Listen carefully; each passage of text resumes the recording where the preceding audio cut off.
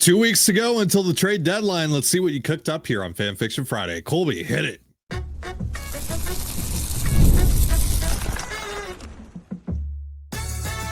You are Locked On Mariners, your daily Seattle Mariners podcast. Part of the Locked On Podcast Network, your team every day. Ahoy, sailors. It is Friday, July 18th, 2025. This is Tony Gonzalez and Colby Patnode for the Locked On Mariners podcast, part of the Locked On Podcast Network, your team every day. This episode is brought to you by FanDuel. Right now, new customers can get $150 in bonus bets when your first $5 bet wins. And as always, if you want to hear from me and Colby even more and help support the show, you can check out our Patreon. All you have to do to check that out is click the link in the description of this episode. It's Fan Fiction Friday, the show where you submit your Mariners trade ideas and we grade them on the 20/80 scale based on things like creativity, uniqueness, and of course, they make sense for both teams.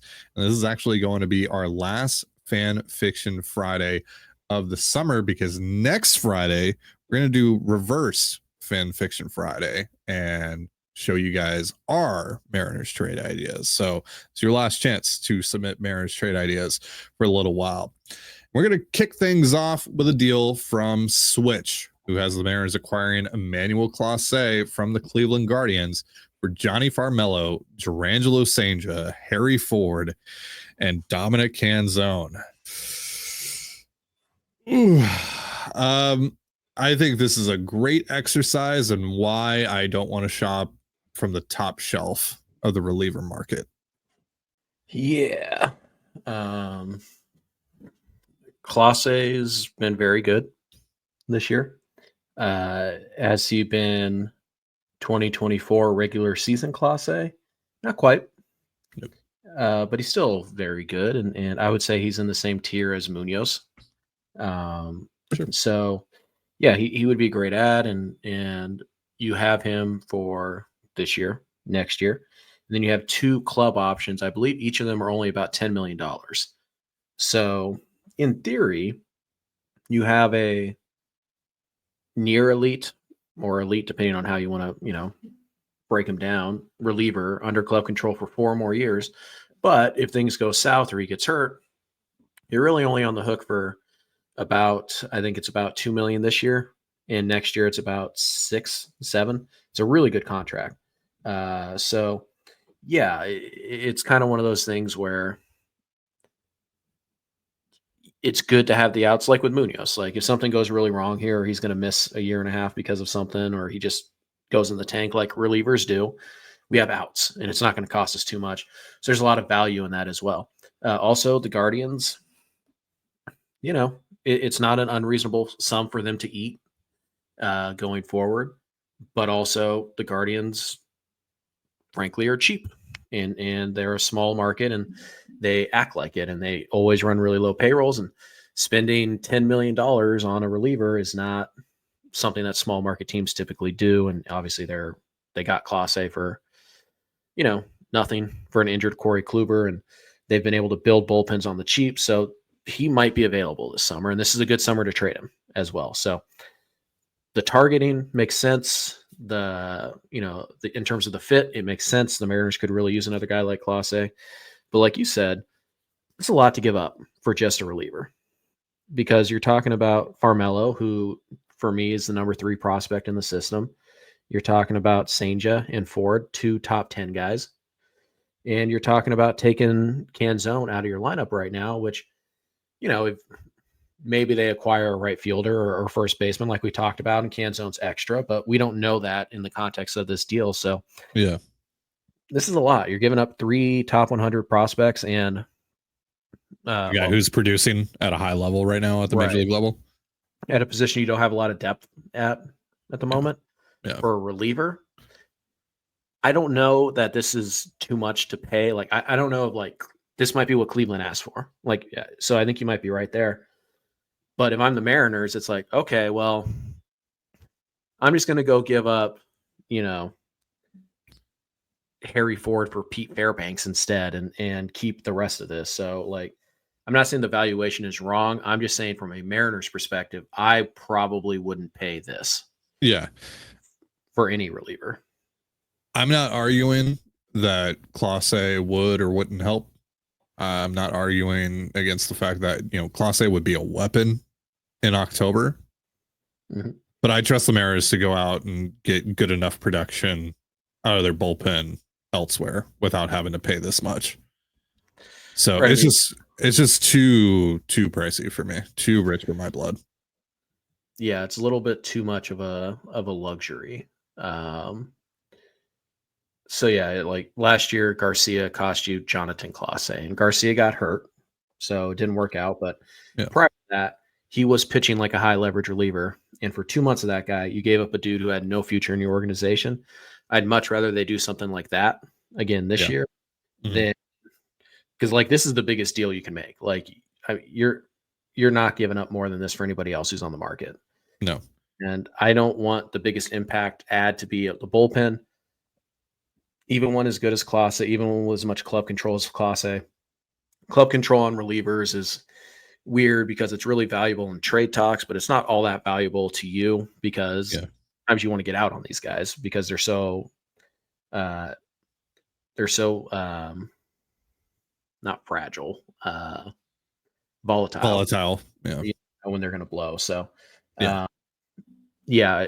it's tough to grade because again, you might be in the ballpark in the value, but for me, if I were the Mariners, this is what it costs. I'm not interested. I'm going to move on. Yeah. I'm out, but I also think the valuation is pretty good. I'll give you a 45, maybe even a 50 on it. But yeah, I'm so out on this. I would not do this. I would be pretty annoyed. I would give up 1, maybe 2, like really good prospects for the right reliever. I'm not giving up 3 of my top 7 or 8 plus a major league contributor right now for a reliever. That's just too much for me. All right, we are going to get into more of your trades here in just a moment. But first, a reminder, this episode of the Locked On Mariners podcast is brought to you once again by FanDuel. Summer sports are in full swing, and whether you're all about baseball under the lights, golf on the green, or high-stakes soccer action, FanDuel is the best way to make every game even more exciting. I mean, you're already following the action. Why not make it a little more thrilling? With FanDuel, you can get in on the game while your friends are getting sunburned at the beach. I've been using FanDuel to track my favorite matchups, and the app keeps it fresh with new daily promotions and fun ways to bet. It's easy to use, fast to pay out, and makes even regular season games feel like must-watch events. Whether I'm placing a same-game parlay or watching a bet ride into the 9th inning, FanDuel makes it feel like I'm part of the action. And if you're new to FanDuel, that's even better. New customers can bet just $5 and get $150 in bonus bets if your first bet wins. Open the FanDuel app today and visit FanDuel.com/lockedon. That's LOCKEDON to get started. And you're listening to the Locked On Mariners podcast. For instant reactions following every Mariners game, be sure to tune in to the Mariners postcast with Anderson Hurst and Christopher Crawford, available on both the Locked On Mariners YouTube and podcast feeds.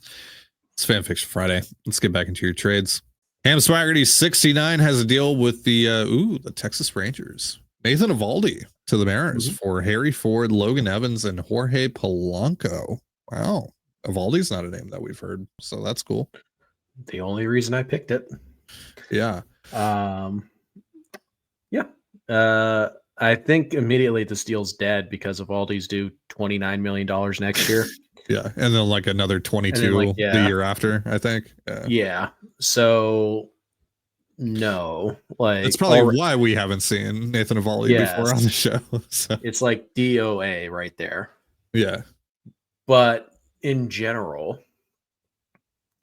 a pitcher like Eovaldi would make a lot of sense for this roster. And I would certainly give up Harry Ford plus to get that type of pitcher, even if I was planning on flipping that pitcher this winter, or, probably not this winter, but the winter after, if baseball exists, the winter after, because I'm probably trading Castillo this winter. So I need a Castillo replacement, but I think the whole point of trading Castillo is to open up money and not give it to a pitcher. Like you would be, like Eovaldi this year, fine, whatever. The money's not too bad. He's due about $8 million, give or take. And if you're adding Polo in the deal, Polo's due about I don't know, $2 million. So it's about a $5-6 million difference there for Eovaldi the rest of this year.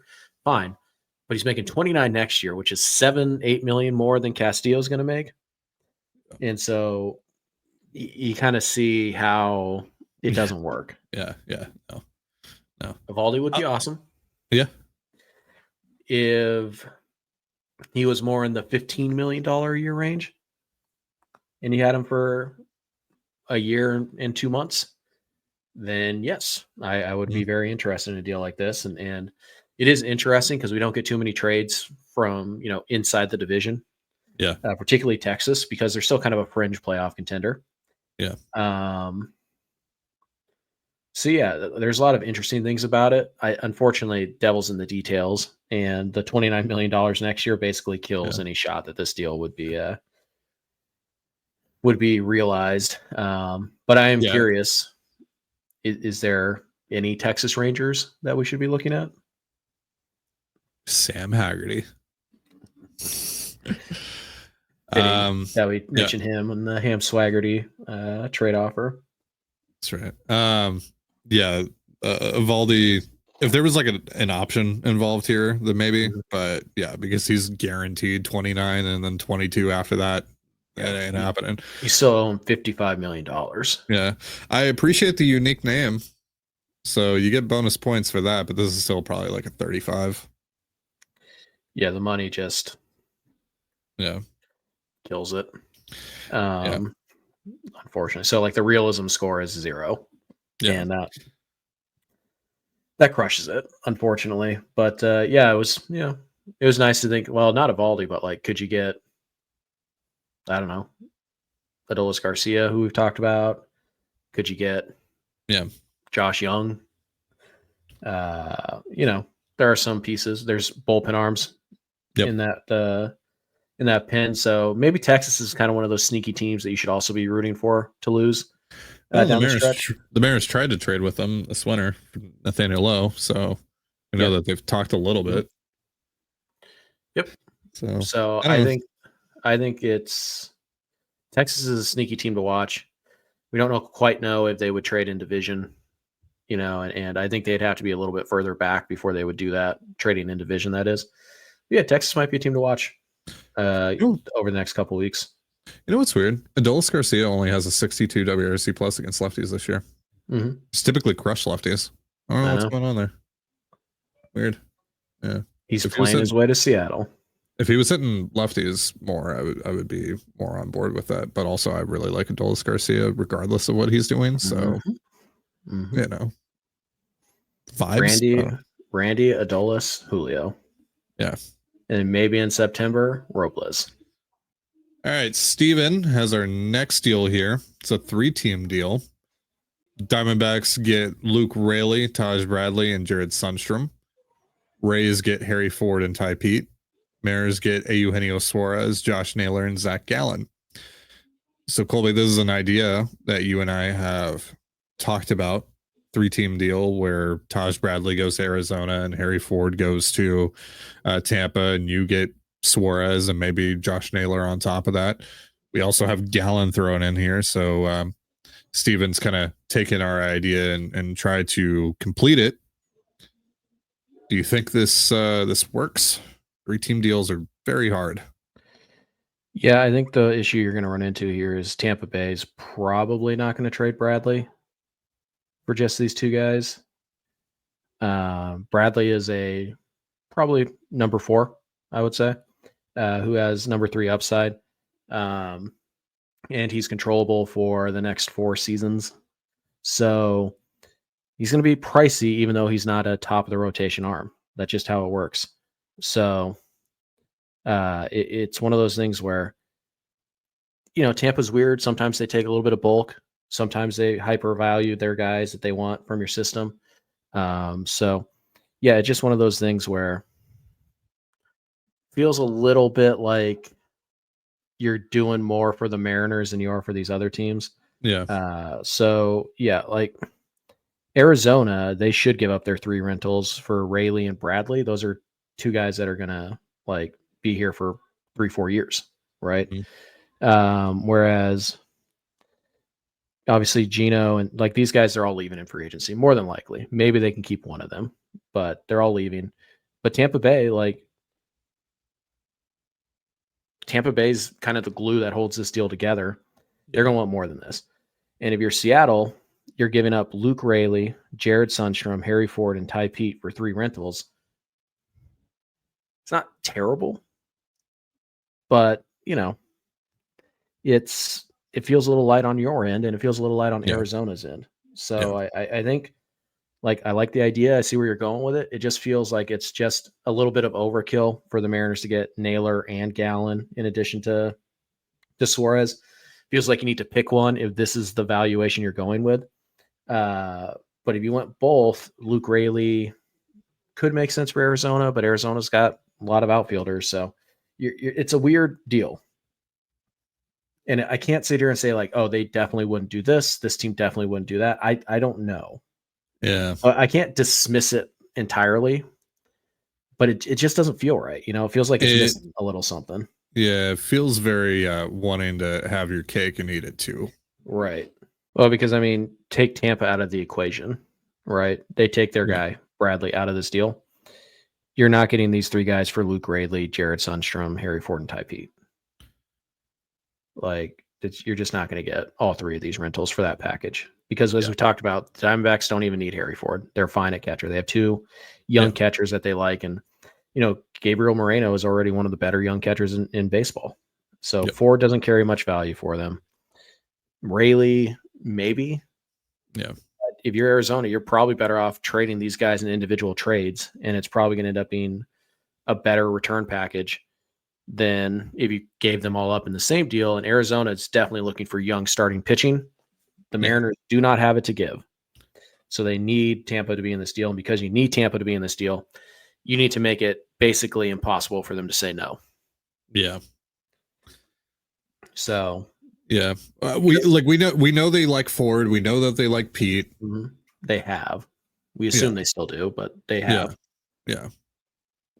But is that enough for them to give up Bradley, who's starting to kind of come into his own? I don't know. I don't think so, especially with all the club control that he still has. Mm-hmm. When is he arbitration eligible? Is that this winter? I think he might be Super 2. So because that also matters here for Tampa Bay specifically. Yeah, he's when they start paying eligible guys until not this upcoming winter, but the next winter. Yeah. So yeah. Right. By the way, the only reason we're mentioning Bradley or that he's being mentioned at all is that Tampa Bay is reportedly listening to offers on him. So yeah. But yeah, by the way, Tampa and Seattle don't really need you in this deal. Because I'm sure if Tampa was like, or I'm sure if Arizona was like, hey, we'll give you Moreno for Bradley straight up, Tampa says yes. Yeah. And then, at that point, maybe Arizona needs the catcher. So maybe then Harry Ford has some value. Sure. But yeah, there's a lot of moving pieces to this. It's like a lot of ideas that make sense. And then you put them all together and you're kind of like, so I'll give it a 45. Like, I feel like it's close. Yeah. But it's just really hard when you try to force Gino and Naylor and Gallen to one team in the same trade. 3-team deals are so incredibly hard. So yeah, I'll give you a 45 still because it's just it's such a tough window to fit through. But yeah, I just there is something that feels off about it, and I think it's just the Tampa Bay aspect of it. Max has a deal with the Orioles, Michael Arroyo, Luke Raley, and Michael Morales for Felix Bautista. Man, you guys want to shop on the top shelf for these relievers today. Well, it was either the top shelf of the reliever market we talk about, or it was 45 different variations of Gino Suarez trades, all of them very, very similar. Yeah, true. I'm kind of surprised we haven't gotten more Ronald Acuna Jr. trades than we have. I'm glad people are recognizing that it's like that's not going to happen. So why even bother? It's more me recognizing that. I think we see 2 or 3 a week. As well as every once in a while we see a Jose Ramirez trade, and there were a few trades this week that were just like, I'm not even wasting my time on that. That guy is not available. Yeah. You know what? Interestingly, though, I didn't see it all. I didn't see a What? single Stephen Kwan trade, which is kind of interesting considering that Fine Sam Feinsand, said that. Yeah. he might be available. Yeah. So, Weird. but whatever. Yeah. All right. So Arroyo, Rayleigh, and Morales for Bautista. What do you think? Again, it's kind of the whole. I really don't want to shop at the top of the market for a reliever thing. This to me is more palatable than the absolutely. Class A one. Yeah. Obviously, like you're not giving up nearly as much as you were in Switch's Class A deal. Would the Orioles do this? I have questions about that. I don't know why they need Michael Arroyo. They have more infield prospects than they know what to do with. Yeah, I guess it's just like get the asset, worry about it later. Yeah. My hunch is that if the Mariners went to Baltimore and they were like, what do you want, Felix Bautista? They're going to say Colt Emerson. And you're going to say no. Yes. And then they might say, okay, well, if not Emerson, then I guess we'd be willing to settle for a prospect package led by Johnny Farmello. Yeah. Or Laz. Or Laz. Yeah. Yeah. And to me, I think because Bautista's injury history, because he doesn't have the track record of success as even Clase, for me, I think I'm out. Because again, I would rather go get whoever this year's Jimmy Garcia is and pay the freight on that guy for 2 months than pay for club control of a reliever who's only a little bit better. Yeah. Yep. So again, from a valuation standpoint, this might be a little light, but whatever. It's like in the range, I think. But from a should the Mariners do it perspective, for me, the answer is no. So that's going to lower the overall grade. But, and, you know, I'm saying the Mariners shouldn't do it because I think it's going to cost this. If it cost this, the package you're proposing, there are worse trades the Mariners could make. It wouldn't be awful. I'd want to know how you're replacing Rayleigh before I made a deal like this. But I really like Michael Arroyo. I think he's going to hit and he's going to move quick. And Dude, he's smoking the ball right now in AA. Like every level that he goes to, he's just immediately producing. Yeah, like Laz is stealing the headlines because he's been really good at AA so far, which is surprising for me at least. I thought he'd struggle, and maybe he still will, but cool. Like Laz has been great in AA. Awesome. Yeah. Arroyo's been better. Arroyo is hitting 309, 426, 527 right now. It's 15 games, but still, like that's really impressive. It's a right-handed hitter for a 20-year-old.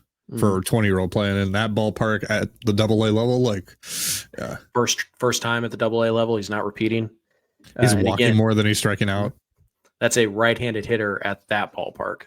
Yeah, the home ballpark for the Travelers is not good offensively. It is death to right-handed hitters. Yeah, and he's still finding a way to get it done. Like he continues to answer questions, man. He like the only question I have left is can he stay on the dirt? And it feels like that answer is no. So I think he's probably going to move to left field, maybe first base. But the more I watch him, the more like he just continues to produce. I just like this guy feels like Michael Young, man. He feels like Michael Young offensively. Obviously, big part of Michael Young's value is that he could play shortstop and third and second. But yeah. Dude just hits. And so I would be pretty bummed if they traded Arroyo for anybody, understanding that if the right deal comes along, they still should. Like, yeah. But I feel like Michael Arroyo is getting slept on. Let's make something clear here real quick. And we've gotten so far off the beaten path, but let's make something clear. Like trading these prospects, there is going to be a part of us that's like, man, that stinks. Like, that hurts. But still, you should have done that. Yeah, like I got a question about this yesterday. I did the 300 level on our Patreon, which is just a bonus solo show that I do usually in the off season, but because there are not many games this week, I did it this week. Yeah. And the question was like, who is a prospect that like would hurt you if the Mariners trade? And I was like, all of them a little bit. Like, yeah. Like Harry Ford because of the connection I have with Harry, and that was my guy. And then we kind of know his dad a little bit. Like that would Yeah. sting. And I love Michael Arroyo. I feel like he's being slept on in this, farm system, and that would sting. And even Las Montes is going to sting a little bit because like that guy could be Kyle Schwarber. He's not going to be Yordan Alvarez. Shut up. That's not happening. Willie. No, he might be Kyle Schwarber. He might be Carlos Figueroa, but that would even sting. Like it's not supposed to be easy to trade these guys, but you're still supposed to do it. Mm-hmm. So it's just one of those things. Just accept that, your favorite prospect is probably getting traded at some point. The odds that your favorite prospect premieres or debuts for your favorite team, pretty slim. So accept it. Understand it's part of it. Doesn't mean it doesn't sting a little bit when it happens. Yeah, it hurts. It's gonna hurt. It's gonna hurt. If the Mariners actually get like a Gino Suarez, Josh Naylor trade done, I'm gonna be like, hell yeah. But also I'm gonna be like, that's a bummer. That also hurts. Look at the reaction to the Randy Arozarena trade last year. I was a huge Aiden Smith guy. Yep. You were a huge Brody Hopkins guy. Yep. It stung. Not for 1 second did we say that's a bad deal. The Mariners should have made it. No. Of course they needed to make that deal. And it'll be the same thing this year if they trade Arroyo. It'll be the same thing this year if they trade Laz. Oh, that stings, but yeah, I mean, it's what it's there for. So anyways, that's a nice little tangent that I'm sure we'll talk about with a guest. Did we give this deal I don't think so. Okay. I don't think Baltimore does this, so I'm going to give it a 40. Yeah, and I think what Baltimore would be willing to do is something that Seattle wouldn't be able to do. So I don't think this necessarily is a good target. But hey, you know what? We hadn't talked about him all that much. I think I brought him up like 2 months ago briefly. But so yeah, it's off the beaten path. So I like that. So I'll go 40, 45. All right. Last trade of the day comes from John Stanton Hates the Mariners. Mariners get Anthony Bender and Otto Lopez to play third base. Marlins get Felton Celston and Ty Pete. Thoughts? Kind of the problem I have with this trade is that Otto Lopez it's Ben Williamson. As a third baseman, he's Ben Williamson. Like, he's not going to hit for a ton of power. You're not getting traditional third base power there. He's a bit better offensively, though. And he's hitting the ball a little more. He's a better player, sure. Yeah. But he's not your prototypical third baseman. He's a second baseman. Sure. And a pretty good one. You can do a lot of fun things to help you win ball games. And Bender's kind of a middle relief type. Like, he's kind of a throw-in this deal. We like Anthony Bender around here. Yeah, but he is JT Chargois. He's not, sure. Felix Bautista. But yeah, I like Otto Lopez. Good player. He can do a lot of different things to help you. But I do feel like you're paying more for club control here than you are actual impact. And like I said, Bender, he's a dime a dozen. He's fine. I wouldn't mind them adding Bender, but he's a dime a dozen. If you can't get Bender, there are literally 3 dozen guys out there that you can get this summer who will do what Anthony Bender is going to do for you. So do I want to pay Felton and Ty Pete, 2 very high upside guys, for club control for a not ideal fit?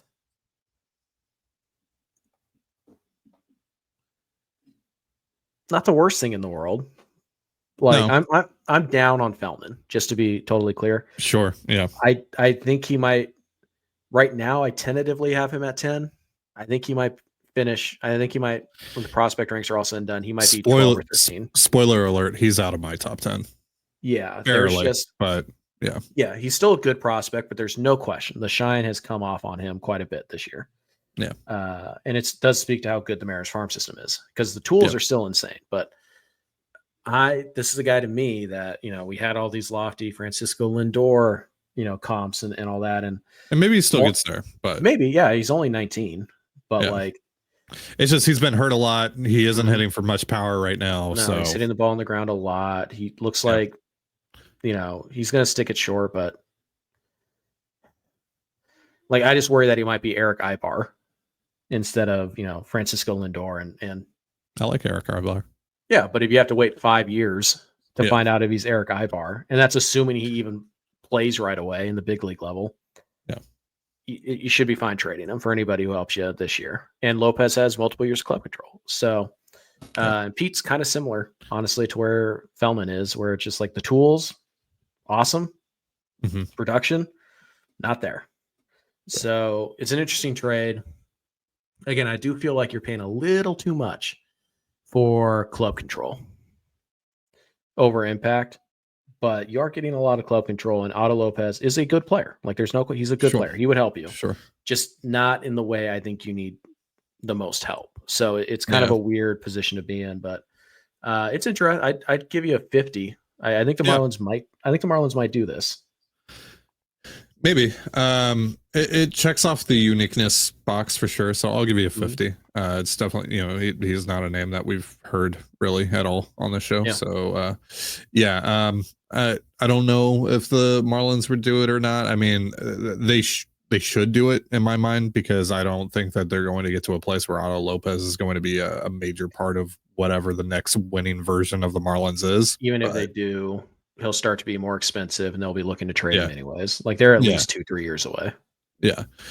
So, but yeah, I do kind of I don't know if they would do it or not, but yeah, I'll go 50 on it. I think that's a fine place to be, because I'm just solid player, solid trade. Yeah. I wouldn't have too much issue with it if they actually did it. Solid, but not elite prospects. I'm also not doing backflips or anything. So yeah. No, I would really like Otto Lopez to be my Dylan Moore replacement and not my third baseman. But well, maybe that's how you look at it long term. Like for now, he's the third baseman. Next year, he's the Dylan Moore replacement. Yeah, what have you? Well, that is going to do it for our show. Thank you so much for joining us here on the Locked On Mariners podcast. For Colby Patnode, I'm Titan Gonzalez. Be sure to give us a follow on Twitter at LO_Mariners. You can follow me at Titan Gonzalez and Colby at CPAT11. That's CPAT11. We're also on Blue Sky. You can follow me at TDG, Colby at MLB Colby, and the show at Locked On Mariners. You can also find us on Instagram at Locked On Mariners. Have yourself a beautiful baseball day, and we'll see you next time. Peace.